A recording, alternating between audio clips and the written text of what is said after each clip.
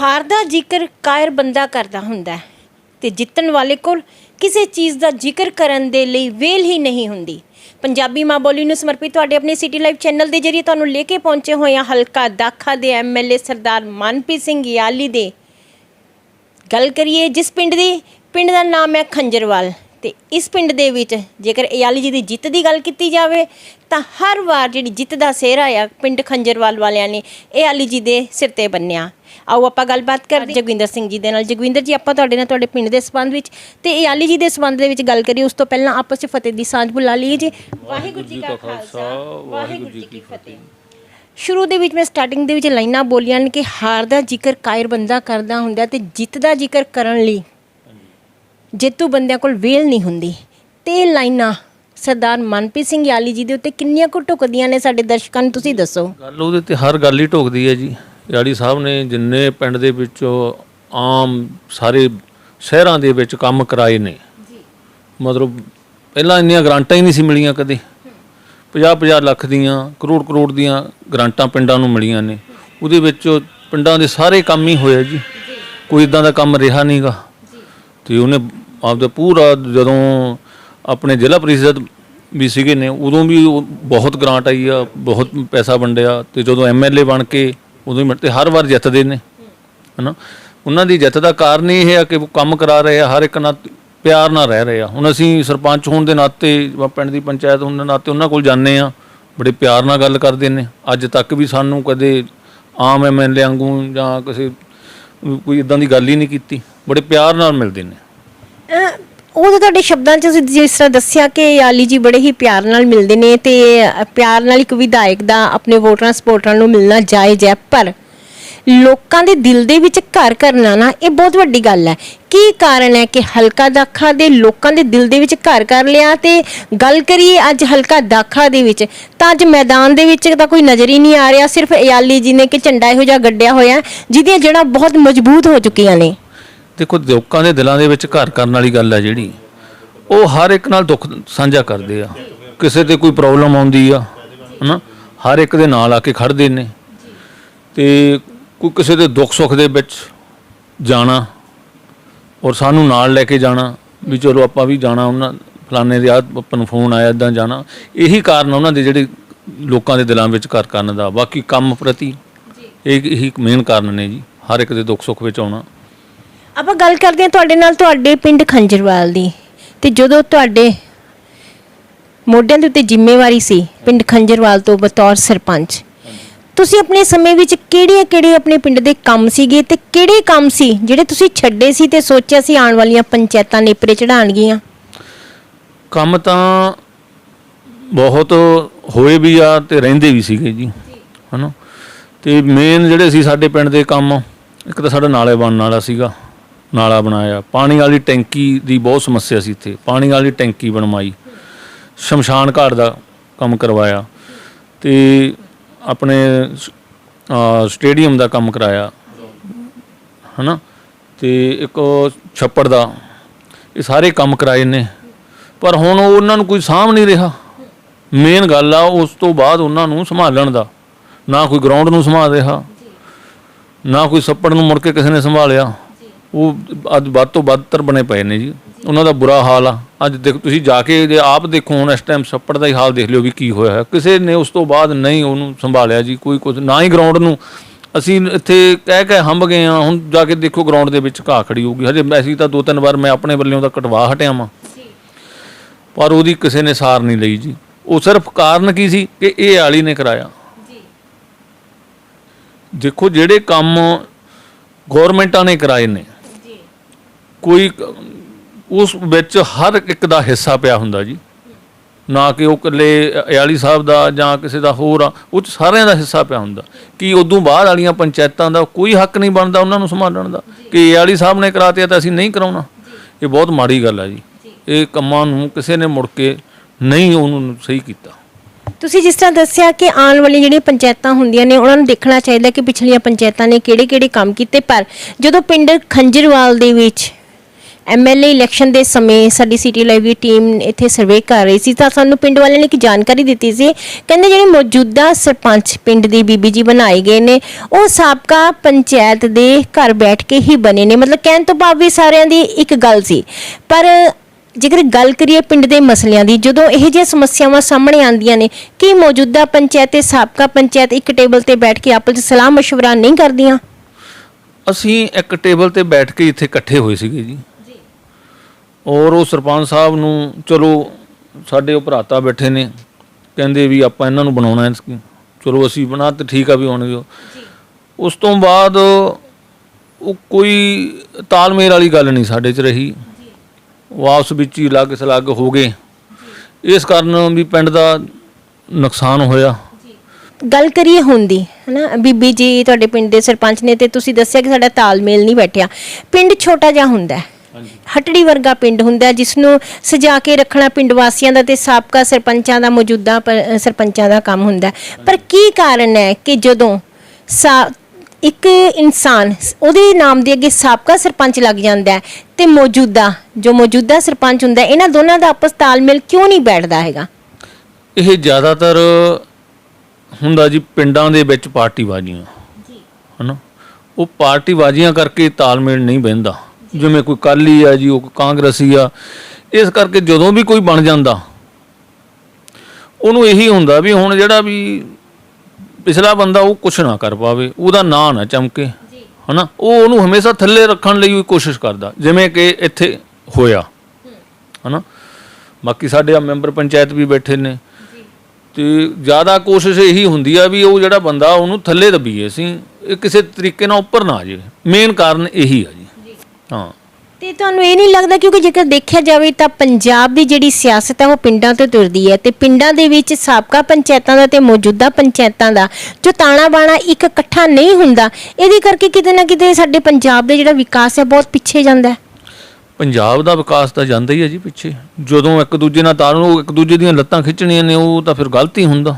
ਪਰ ਅਸੀਂ ਇਸ ਪਿੰਡ ਦੇ ਵਿੱਚ, ਬਾਕੀ ਦਾ ਤਾਂ ਮੈਨੂੰ ਪਤਾ ਨਹੀਂ, ਮੈਂ ਆਪਦੇ ਪਿੰਡ ਦੀ ਗੱਲ ਕਰਦੇ ਹਾਂ ਵੀ ਅਸੀਂ ਇੰਨੀ ਮਤਲਬ ਇਸ ਤਰ੍ਹਾਂ ਨਹੀਂ ਕੀਤਾ ਵੀ ਅਸੀਂ ਤਾਂ ਕਹਿੰਦੇ ਸੀ ਵੀ ਚਲੋ ਕੰਮ ਹੋਣੇ ਚਾਹੀਦੇ ਆ, ਇਸ ਲਈ ਪਿੱਛੇ ਵੀ ਅਸੀਂ ਹਟ ਗਏ ਵੀ ਕੋਈ ਗੱਲ ਨਹੀਂ, ਪਿੰਡ ਦੇ ਕੰਮ ਹੋਣੇ ਚਾਹੀਦੇ, ਸਾਨੂੰ ਕੋਈ ਇੱਦਾਂ ਨਹੀਂ ਕੱਲ੍ਹ ਨੂੰ ਸਾਨੂੰ ਨਾ ਕੋਈ ਕਹੇ ਵੀ ਇਹ ਸਾਬਕਾ ਸਰਪੰਚ ਨੇ ਜਾਂ ਕੋਈ ਕੰਮ ਨਹੀਂ ਹੋਣ ਦਿੱਤਾ ਜੀ ਜਾਂ ਕੋਈ ਇੱਦਾਂ। ਅਸੀਂ ਤਾਂ ਕਿਹਾ ਵੀ ਜੋ ਹੁੰਦਾ ਕਰ ਲਓ। ਨਹੀਂ, ਪਰ ਦੇਖੋ ਤੁਹਾਨੂੰ ਇੰਜ ਨਹੀਂ ਲੱਗਦਾ ਕਿ ਤੁਹਾਡੇ ਪਿੱਛੇ ਹੋਣ ਦੇ ਨਾਲ ਪਿੰਡ ਖੰਜਰਵਾਲ ਨੂੰ ਕਾਫੀ ਮੁਸੀਬਤਾਂ ਦਾ ਸਾਹਮਣਾ ਕਰਨਾ ਪੈ ਰਿਹਾ? ਜੇਕਰ ਪਿਛਲੀ ਸਰਕਾਰ ਕਾਂਗਰਸ ਦੀ ਸੀ ਤਾਂ MLA Sardar Manpreet Singh ਯਾਲੀ as it is ਸੀ, ਤੇ ਹੁਣ ਦੀ ਜੇਕਰ ਗੱਲ ਕਰੀਏ ਹੁਣ ਵੀ ਵਿਰੋਧੀ ਪਾਰਟੀ ਦੀ ਸਰਕਾਰ ਹੈ, ਪਰ ਹਲਕਾ ਦਾਖਾ ਨੂੰ ਐਮਐਲਏ ਮਿਲੇ ਨੇ ਸਰਦਾਰ ਮਨਪ੍ਰੀਤ ਸਿੰਘ ਯਾਲੀ ਜੀ, ਤੇ ਪਿੰਡ ਖੰਜਰਵਾਲ ਦੀ ਜਿਹੜੀ ਛੱਪੜ ਦੀ ਸਮੱਸਿਆ ਉਹ ਐਜ਼ ਇਟ ਇਜ਼ ਹੀ ਹੈ। ਹਾਂਜੀ, ਇਹ ਚੀਜ਼ 'ਚ ਦੇਖੋ ਜੀ, ਸਰਕਾਰਾਂ ਦੇ ਜਦੋਂ ਬਦਲਦੀਆਂ ਨੇ ਨਾ, ਇਹ ਤਾਂ ਪ੍ਰੋਬਲਮਾਂ ਤਾਂ ਆਉਂਦੀਆਂ ਹੀ ਨੇ। ਜੇ ਐਮਐਲਏ ਅਕਾਲੀ ਦਲ ਦਾ ਤਾਂ ਸਰਕਾਰ ਆ ਕਾਂਗਰਸ ਦੀ ਜਾਂ ਆਮ ਆਦਮੀ ਪਾਰਟੀ ਦੀ, ਉਹਦੇ 'ਚ ਉਹ ਐਮਐਲਏ ਨੂੰ ਵੀ ਅੱਗੇ ਨਹੀਂ ਆਉਣ ਦਿੰਦੇ, ਕੋਈ ਗ੍ਰਾਂਟ ਨਹੀਂ ਮਿਲਦੀ, ਉਹ ਆਪ ਹੀ ਆਪਦੇ ਲਾ ਕੇ ਬੰਦੇ ਤੇ ਉਹਨਾਂ ਦੇ ਉਹੀ ਗ੍ਰਾਂਟ ਬਣਦੇ ਆ, ਉਹੀ ਪਿੰਡਾਂ ਦੇ ਵਿੱਚ ਕੰਮ ਕਰਾਉਂਦੇ ਆ, ਉਹੀ ਸਾਰਾ ਕੁਝ ਕਰਾਉਂਦੇ ਆ। ਇਸ ਲਈ ਇਹਨਾਂ ਚੀਜ਼ਾਂ ਕਰਕੇ ਹੀ ਪੰਜਾਬ ਜਿਹੜਾ ਪਿੱਛੇ ਗਿਆ ਹੋਇਆ। ਇਹਦੇ 'ਚ ਵਿਤਕਰਾ ਨਹੀਂ ਕਰਨਾ ਚਾਹੀਦਾ।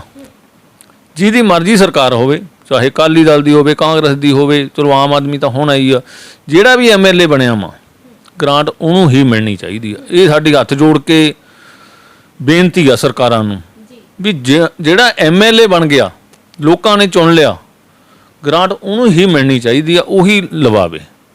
ਕਿਉਂਕਿ ਇਹ ਚੀਜ਼ ਦੇ ਵਿੱਚ ਉਹ ਕੰਮ ਜਿਹੜੇ ਪਿੰਡਾਂ ਦੇ ਰੁਕ ਜਾਂਦੇ ਨੇ, ਪਾਰਟੀਬਾਜ਼ੀਆਂ 'ਚ ਰੁਕ ਜਾਂਦੇ ਨੇ, ਇਹ ਸਭ ਤੋਂ ਜ਼ਿਆਦਾ ਮਾੜੀ ਗੱਲ ਆ। ਸਾਡੀ ਤਾਂ ਇਹੀ ਬੇਨਤੀ ਆ ਸਾਰੀਆਂ ਸਰਕਾਰਾਂ ਨੂੰ, ਚਾਹੇ ਉਹ ਅਕਾਲੀ ਦਲ, ਅਸੀਂ ਅਕਾਲੀ ਦਲ ਨਾਲ ਸੰਬੰਧ ਰੱਖਦੇ ਹਾਂ, ਵੀ ਅਕਾਲੀ ਦਲ ਦੇ ਵੀ ਸਰਕਾਰ ਆ ਗਈ ਤਾਂ ਜੇ ਕੋਈ ਵਿਰੋਧੀ ਪਾਰਟੀ ਦਾ ਐਮਐਲਏ ਤਾਂ ਉਹਨੂੰ ਗ੍ਰਾਂਟ ਦੇਣ, ਉਹ ਆਪਦੀ ਗ੍ਰਾਂਟ ਬਣ, ਜਿਵੇਂ ਹੁਣ ਯਾਲੀ ਸਾਹਿਬ ਆ, ਇਹਨਾਂ ਨੂੰ ਗ੍ਰਾਂਟ ਮਿਲੇ, ਹੈ ਨਾ। ਪੈਸਾ ਤਾਂ ਸਰਕਾਰਾਂ ਤੋਂ ਆਉਣਾ, ਪੰਜਾਬ ਦਾ ਹੀ ਪੈਸਾ ਪੰਜਾਬ ਵੱਲੋਂ ਹੀ ਆਉਣਾ, ਕਿਸੇ ਨੇ ਆਪਣੇ ਕੋਲੋਂ ਨਹੀਂ ਦੇਣਾ। ਇਸ ਲਈ ਇਹ ਜਿਹੜੀਆਂ ਚੀਜ਼ਾਂ ਨੇ ਗਲਤ ਨੇ। ਤੁਸੀਂ ਜਿਸ ਤਰ੍ਹਾਂ ਨਾ ਗੱਲ ਕਰੀ ਵੀ ਐਮਐਲਏ ਨੂੰ ਹੀ ਸਰਕਾਰ ਜਿਹੜੀ ਹੈ ਰਕਮ ਦੇਵੇ ਤਾਂ ਜੋ ਆਪਣੇ ਹਲਕੇ ਦੇ ਐਮਐਲਏ ਵਿਕਾਸ ਕਰ ਸਕਣ। ਆਪਾਂ ਗੱਲ ਕਰਦੇ ਹਾਂ, ਮੁੱਖ ਮੰਤਰੀ ਭਗਵੰਤ ਸਿੰਘ ਮਾਨ ਨੇ ਇੱਕ ਫੈਸਲਾ ਲਿਆ ਹੈ ਕਿ ਪਿੰਡਾਂ ਦੀ ਜਿਹੜੀਆਂ ਪੰਚਾਇਤਾਂ ਜਿੱਥੇ ਬੀਬੀ ਸਰਪੰਚ ਨੇ ਤਾਂ ਬੀਬੀਆਂ ਨੇ ਹੀ ਉਹ ਜ਼ਿੰਮੇਵਾਰੀ ਐਜ਼ ਇਟ ਇਜ਼ ਨਿਭਾਉਣੀ ਹੈ। ਹੁਣ ਉਹਨਾਂ ਦੇ ਜਿਹੜੇ ਹਸਬੈਂਡ ਨੇ ਉਹ ਸਾਹਮਣੇ ਹੋ ਕੇ ਨਹੀਂ ਜ਼ਿੰਮੇਵਾਰੀ ਨਿਭਾਉਣਗੇ। ਤੇ ਆਉਣ ਵਾਲੇ ਸਮੇਂ ਦੀ ਜੇਕਰ ਗੱਲ ਕਰੀਏ ਸਰਪੰਚੀ ਦੀ, ਕਿਉਂਕਿ ਜਿਹੜੀ ਸ਼੍ਰੋਮਣੀ ਅਕਾਲੀ ਦਲ ਬਾਦਲ ਦੀ ਪਾਰਟੀ ਹੈ, ਇਹਨੂੰ ਕਿਹਾ ਜਾਂਦਾ ਜਥੇਦਾਰਾਂ ਦੀ ਪਾਰਟੀ, ਤੇ ਆਉਣ ਵਾਲੇ ਸਮੇਂ ਦੇ ਵਿੱਚ ਜਦੋਂ ਸਰਪੰਚੀ ਦੀਆਂ ਚੋਣਾਂ ਆਉਣੀਆਂ ਤੇ 50% ਫਿਰ ਬੀਬੀਆਂ ਦਾ ਹੋਣਾ। ਤੇ ਇਸ ਸੰਬੰਧ ਦੇ ਵਿੱਚ ਤੁਹਾਡਾ ਕੀ ਵਿਚਾਰ ਹੈ ਵੀ ਬੀਬੀਆਂ ਹੀ ਹੁਣ ਆਪਾਂ ਗੱਲ ਕਰੀਏ ਜੇਕਰ ਅਕਾਲੀ ਕੈਂਡੀਡੇਟ ਬੀਬੀਆਂ ਸਰਪੰਚੀ ਦੇ ਲਈ ਆਉਂਦੀਆਂ ਨੇ ਤਾਂ ਕੀ ਸ਼੍ਰੋਮਣੀ ਅਕਾਲੀ ਦਲ ਪਾਰਟੀ ਜਿਹਨਾਂ ਨੂੰ ਜਥੇਦਾਰ ਦੀ ਪਾਰਟੀ ਕਿਹਾ ਜਾਂਦਾ ਤਾਂ ਬੀਬੀਆਂ ਫਰੰਟ ਤੇ ਆਉਣਗੀਆਂ ਜਾਂ ਐਜ਼ ਇਟ ਇਜ਼ ਪਿਛਲਾ ਜੋ ਚੱਲ ਰਿਹਾ ਉਹ ਸਿਸਟਮ ਚੱਲੇਗਾ? ਨਹੀਂ ਜੀ, ਬੀਬੀਆਂ ਨੂੰ ਫਰੰਟ ਤੇ ਆਉਣਾ ਚਾਹੀਦਾ, ਕਿਉਂਕਿ ਆਪਾਂ ਇਹੀ ਗੱਲ ਕਹਿੰਦੇ ਹਾਂ ਕਿ ਅੱਜ ਕੱਲ੍ਹ ਜੋ ਲੜਕੀਆਂ ਨੇ ਲੜਕਿਆਂ ਤੋਂ ਘੱਟ ਨਹੀਂ ਹੈ ਨਾ, ਉਹਨਾਂ ਨੂੰ ਆਪਦਾ ਪਿੰਡ ਦੀ, ਆਪਦੇ ਦੇਸ਼ ਦੀ, ਆਪਦੇ ਪੰਜਾਬ ਦੀ ਸੇਵਾ ਕਰਨੀ ਚਾਹੀਦੀ ਹੈ ਜੀ। ਕਿਉਂ ਨਹੀਂ ਉਹਨਾਂ ਦੇ ਉਹ ਜੇ ਲੇਡੀਜ਼ ਸਰਪੰਚ ਬਣ ਗਈ, ਲੇਡੀਜ਼ ਤਾਂ ਕਦੇ ਸਰਪੰਚੀ ਦੇ ਵਿੱਚ ਆਉਂਦੇ ਹੀ ਹੈ ਨਹੀਂ, ਉਹ ਤਾਂ ਉਹਨਾਂ ਦੇ ਹਸਬੈਂਡ ਜਾਂ ਉਹਨਾਂ ਦਾ ਲੜਕਾ ਉਹੀ ਆ ਕੇ ਉਹ ਚਲਾਉਂਦੇ ਨੇ। ਇਸ ਲਈ ਇਹ ਮਾੜੀ ਗੱਲ ਆ। ਜਿਹੜੇ ਵੀ ਕੋਈ ਸਰਪੰਚ ਬਣਿਆ ਉਹਨਾਂ ਨੂੰ ਉਹ ਆਪਦੇ ਅਹੁਦੇ 'ਤੇ ਆ ਕੇ ਅੱਗੇ ਵਧਣਾ ਚਾਹੀਦਾ। ਹੋਰ ਵੀ ਪਿੰਡ ਦੀਆਂ ਲੇਡੀਜ਼ ਨੂੰ ਪਤਾ ਲੱਗੇ ਵੀ ਹਾਂ ਅਸੀਂ ਵੀ ਗਾਹਾਂ ਚੱਲ ਕੇ ਕੁਛ ਕਰ ਸਕਦੀਆਂ। ਇਹ ਤਾਂ ਉੱਥੇ ਤੱਕ ਹੀ ਸੀਮਤ ਰਹਿ ਜਾਂਦਾ ਜੀ। ਇਹ ਤਾਂ ਇੱਕ ਬਸ ਕਹਿਣ ਕਹਾਉਣ ਵਾਲੀ ਗੱਲ ਹੀ ਆ ਕਿ ਲੇਡੀਜ਼ ਸਰਪੰਚ ਆ, ਪਰ ਉਹ ਐਕਚੁਅਲ ਉਹ ਸਰਪੰਚ ਨਹੀਂ ਗਿਣੀ ਨਹੀਂ ਜਾਂਦੀ ਆਮ ਪਿੰਡਾਂ ਦੇ ਵਿੱਚ, ਕਿਉਂਕਿ ਉਹਨਾਂ ਦੇ ਘਰ ਵਾਲੇ ਨੇ ਸਾਰਾ ਕੁਝ ਕਰਨਾ ਹੁੰਦਾ। ਇਸ ਲਈ ਇਹ ਜ਼ਰੂਰੀ ਆ ਵੀ ਇਹ ਬੀਬੀਆਂ ਵੀ ਅੱਗੇ ਆਉਣ। ਸਰਪੰਚ ਜੋਗਿੰਦਰ ਜੀ, ਜਿਸ ਤਰ੍ਹਾਂ ਤੁਸੀਂ ਜਾਣਕਾਰੀ ਦਿੱਤੀ ਕਿ ਕਿਤੇ ਨਾ ਕਿਤੇ ਜਾ ਕੇ ਮੌਜੂਦਾ ਪੰਚਾਇਤ ਤੇ ਸਾਬਕਾ ਪੰਚਾਇਤ ਦਾ ਆਪਸ 'ਚ ਤਾਣਾ ਬਾਣਾ ਨਹੀਂ ਬੈਠਦਾ, ਤੇ ਗੱਲ ਕਰੀਏ ਤੁਹਾਡੇ ਪਿੰਡ ਦੀ ਸਰਪੰਚ ਬੀਬੀ ਸਾਹਿਬਾ ਆ, ਤੇ ਇੱਕ ਗੱਲ ਦੀ ਹੋਰ ਜਾਣਕਾਰੀ ਦੋ, ਸਾਬਕਾ ਪੰਚਾਇਤਾਂ ਤੇ ਮੌਜੂਦਾ ਪੰਚਾਇਤ ਦਾ ਜਦੋਂ ਪਿੰਡ ਦੇ ਵਿੱਚ ਕੋਈ ਮਸਲਾ ਹੁੰਦਾ ਹੈ ਤਾਂ ਕੀ ਇਕੱਠੀਆਂ ਹੁੰਦੀਆਂ ਨੇ ਜਾਂ ਉਸ ਮਸਲੇ ਉੱਤੇ ਵੀ ਆਪਸ 'ਚ ਫਟੀਆਂ ਰਹਿੰਦੀਆਂ? ਨਹੀਂ, ਇਕੱਠੀਆਂ ਹੁੰਦੀਆਂ ਜੀ।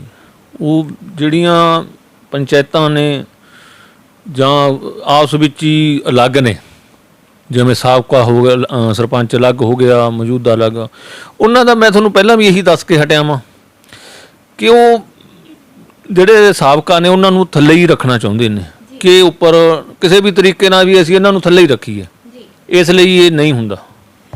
ਗੱਲ ਕਰਦੇ ਹਾਂ ਤੁਹਾਡੇ ਪਿੰਡ ਖੰਜਰਵਾਲ ਔਰ ਬਾਸੀਆਂ ਬੇਟ ਨੂੰ ਜੋ ਸਕੂਲ ਹੈ ਸਰਕਾਰੀ ਹਾਈ ਸਕੂਲ ਦੇ, ਉਸ ਸੰਬੰਧ ਦੇ ਵਿੱਚ ਕਿਉਂਕਿ ਤੁਹਾਡੇ ਪਿੰਡ ਖੰਜਰਵਾਲ ਦੇ ਬੱਚੇ ਵੀ ਜਾ ਰਹੇ ਨੇ, ਤੁਹਾਨੂੰ ਜਾਣਕਾਰੀ ਹੋਏਗੀ ਕਿ ਉੱਥੋਂ ਇੱਕ 골ਡਨ ਐਗ ਨਾਮ ਦਾ ਪੋਲਟਰੀ ਫਾਰਮ ਹੈ।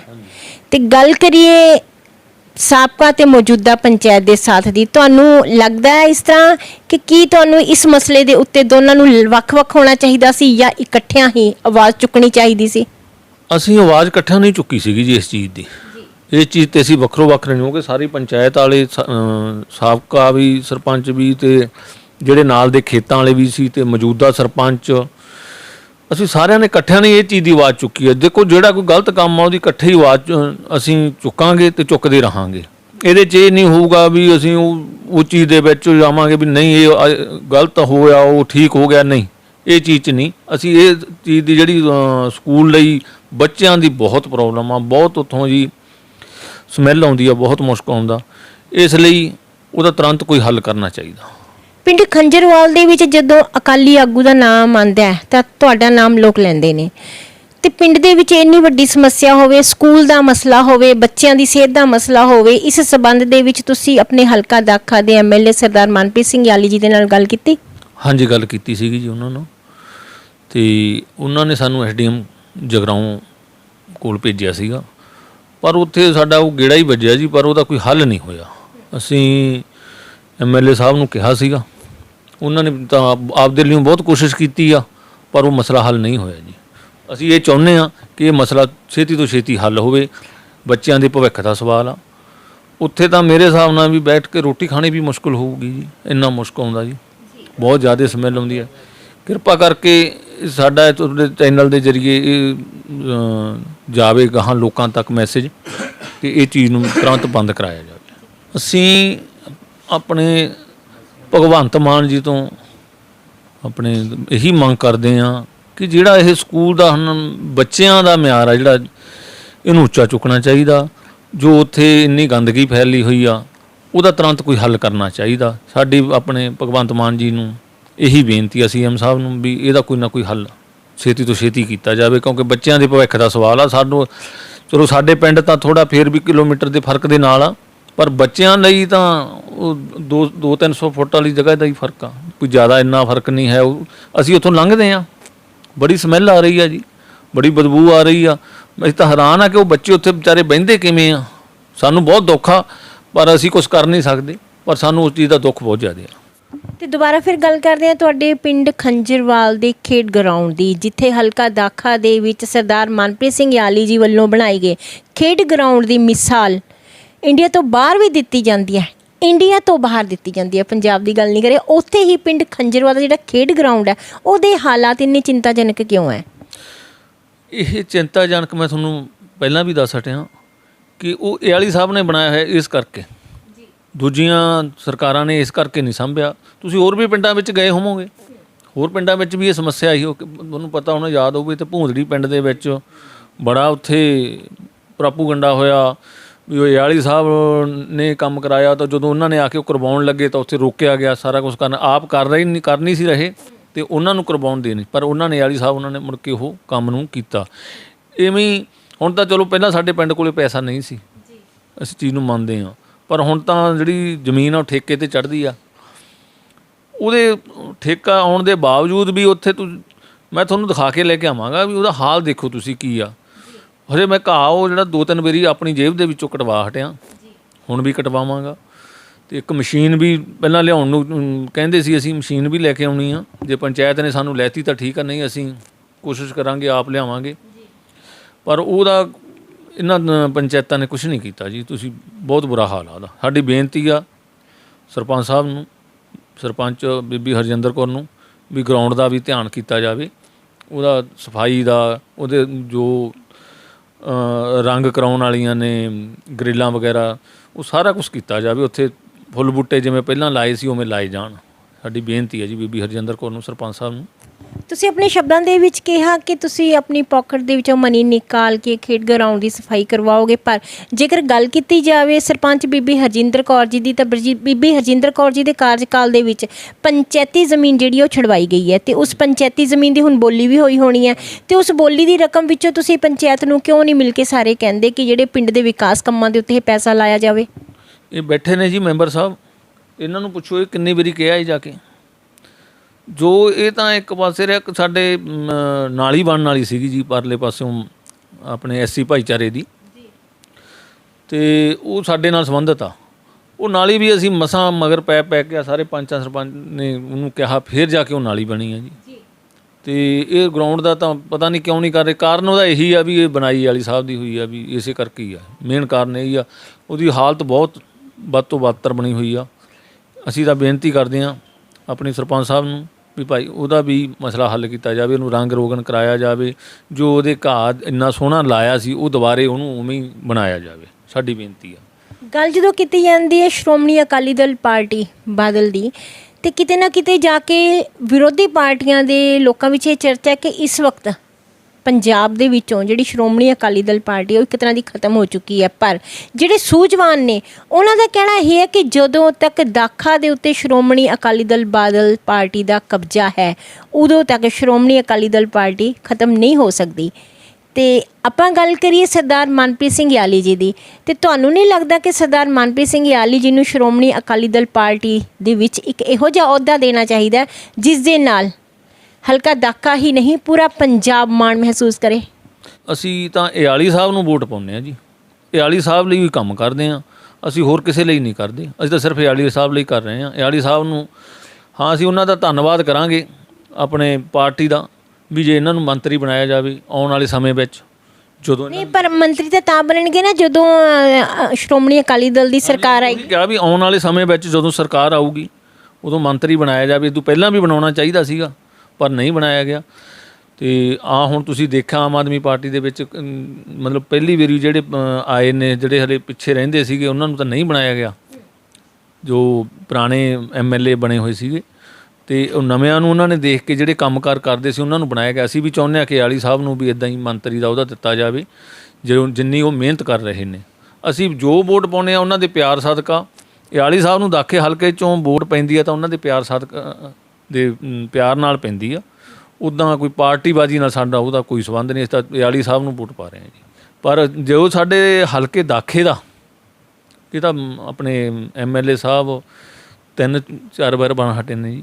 ਇਹਨਾਂ ਦਾ ਤਾਂ ਹੱਕ ਬਣਦਾ ਵਾ, ਇਹਨਾਂ ਨੂੰ ਬਣਾਉਣਾ ਚਾਹੀਦਾ ਜੀ। ਅਸੀਂ ਬੇਨਤੀ ਕਰਦੇ ਹਾਂ ਆਪਣੇ ਅਕਾਲੀ ਦਲ ਨੂੰ, ਜਦੋਂ ਸਮਾਂ ਆਏ ਤਾਂ ਇਹਨਾਂ ਨੂੰ ਮੰਤਰੀ ਦਾ ਉਹਦਾ ਜ਼ਰੂਰ ਦਿੱਤਾ ਜਾਵੇ। ਪਰ ਤੁਸੀਂ ਕਿ ਜਦੋਂ ਸਮਾਂ ਆਏ, ਸਮਾਂ ਤਾਂ ਤਦ ਆਏਗਾ ਨਾ ਜੇਕਰ ਸ਼੍ਰੋਮਣੀ ਅਕਾਲੀ ਦਲ ਬਾਦਲ ਪਾਰਟੀ ਨੂੰ ਉੱਪਰ ਚੁੱਕਣ ਦੇ ਲਈ ਵਧੀਆ ਫੈਸਲੇ ਲਏ ਜਾਣਗੇ। ਅਤੇ ਇਸ ਸਮੇਂ ਵਧੀਆ ਫੈਸਲੇ ਲੈਣ ਦੀ ਜ਼ਰੂਰਤ ਹੈ। ਆਪਾਂ ਉਹਨਾਂ ਫੈਸਲਿਆਂ ਦੀ ਗੱਲ ਕਰਦੇ ਹਾਂ ਕਿਉਂਕਿ ਲੋਕ ਚਾਹੁੰਦੇ ਨੇ ਸਰਦਾਰ ਮਨਪ੍ਰੀਤ ਸਿੰਘ ਇਆਲੀ ਨੂੰ, ਤੁਹਾਨੂੰ ਪਤਾ ਹੀ ਹੈ ਕਿ ਕਿੱਥੇ ਦੇਖਣਾ ਚਾਹੁੰਦੇ ਨੇ, ਬਤੌਰ ਪ੍ਰਧਾਨ ਦੇਖਣਾ ਚਾਹੁੰਦੇ ਨੇ, ਉਹ ਤਾਂ ਜੋ ਸ਼੍ਰੋਮਣੀ ਅਕਾਲੀ ਦਲ ਪਾਰਟੀ ਜਿਹੜੀ ਹੈ ਇਹ ਸੁਰਖੀਆਂ ਦੇ ਉੱਤੇ ਆਵੇ। ਅਸੀਂ ਤਾਂ ਇਹ ਇਆਲੀ ਸਾਹਿਬ ਨੂੰ ਤਾਂ ਪ੍ਰਧਾਨ ਮੰਨਿਆ ਹੀ ਹੋਇਆ। ਸਾਡੇ ਲਈ ਤਾਂ ਇਹ ਪ੍ਰਧਾਨ ਸਾਹਿਬ ਹੀ ਨੇ। ਜੇਕਰ ਪਾਰਟੀ ਇਹਨਾਂ ਨੂੰ ਪ੍ਰਧਾਨ ਜੀ ਦਾ ਉਹਦਾ ਦਿੰਦੇ ਆ, ਸਾਡੇ ਲਈ ਹੋਰ ਇਦੋਂ ਖੁਸ਼ੀ ਦੀ ਗੱਲ ਕਿਹੜੀ ਹੋਊਗੀ ਜੀ। ਜਗਵਿੰਦਰ ਜੀ, ਜੇਕਰ ਆਪਾਂ ਗੱਲ ਕਰੀਏ ਪਿਛਲੇ ਸਮੇਂ ਦੀ, ਜਦੋਂ ਕਾਂਗਰਸ ਦੇ ਹਲਕਾ ਇੰਚਾਰਜ ਕੈਪਟਨ ਸੰਦੀਪ ਸੰਧੂ ਜੀ ਸੀਗੇ, ਉਸ ਸਮੇਂ ਕਿਤੇ ਨਾ ਕਿਤੇ ਜਾ ਕੇ ਹਲਕਾ ਦਾਖਾ ਦੇ ਵਿੱਚ ਅਕਾਲੀ ਵੋਟਰਾਂ ਸਪੋਰਟਰਾਂ ਦੇ ਨਾਲ ਵਿਤਕਰਾ ਹੋਇਆ ਹੈ। ਅਤੇ ਹੁਣ ਗੱਲ ਕਰੀਏ ਦੁਬਾਰਾ ਫਿਰ ਸਰਕਾਰ ਮੌਜੂਦਾ ਹੋਰ ਪਾਰਟੀ ਦੀ ਹੈ ਅਤੇ ਇਸ ਵਕਤ ਹਲਕਾ ਇੰਚਾਰਜ ਮਿਲੇ ਨੇ ਕਮਲ ਨੈਣ ਸਿੰਘ ਕੰਗ। ਤੁਹਾਨੂੰ ਲੱਗਦਾ ਹੈ ਕਿ ਸਰਦਾਰ ਕਮਲ ਨੈਣ ਸਿੰਘ ਕੰਗ ਵੀ ਅਕਾਲੀ ਵਰਕਰਾਂ ਦੇ ਨਾਲ ਐਜ਼ ਇਟ ਇਜ਼ ਹੀ ਵਿਤਕਰਾ ਕਰਨਗੇ ਜਿਵੇਂ ਪਹਿਲਾਂ ਹੁੰਦਾ ਸੀ? ਦੇਖੋ ਜੀ, ਇਹ ਨਵੀਂ ਪਾਰਟੀ ਆਈ ਆ, ਇਹਨਾਂ ਬਾਰੇ ਅਜੇ ਅਸੀਂ ਕੁਝ ਕਹਿ ਨਹੀਂ ਸਕਦੇ। ਸਰ ਸਾਡੇ ਹਿਸਾਬ ਦੇ ਨਾਲ ਤਾਂ ਵੀ ਵਿਤਕਰਾ ਨਹੀਂ ਕਰਦੇ, ਨਹੀਂ ਕਰਨਾ ਚਾਹੀਦਾ। ਕੋਈ ਵੀ ਪਾਰਟੀ ਹੋਵੇ ਵਿਤਕਰਾ ਕਰਨਾ ਹੀ ਨਹੀਂ ਚਾਹੀਦਾ, ਚਾਹੇ ਅਕਾਲੀ, ਕਾਂਗਰਸ, ਚਾਹੇ ਆਮ ਆਦਮੀ ਪਾਰਟੀ ਆ।